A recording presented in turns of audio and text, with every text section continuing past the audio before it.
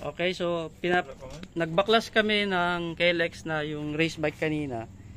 Kasi may nagsabi na hindi daw yun 63. So nag-live ako kakatapos ko lang.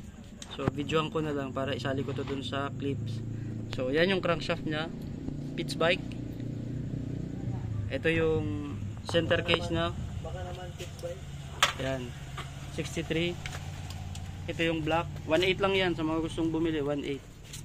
Steel bore, cast piston. Yan yung cylinder head. O yan yung namumuti, exhaust. Tsaka yung intake. Nakar, ano daw, ang valve spring. Hindi ko napakita eh. Ang valve spring is stock. Tanggalan mo.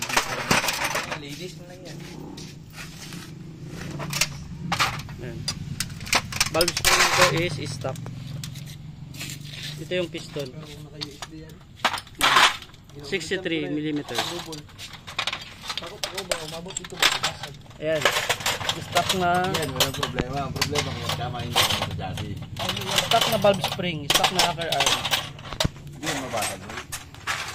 Ano yan? Ito? Okay. Itim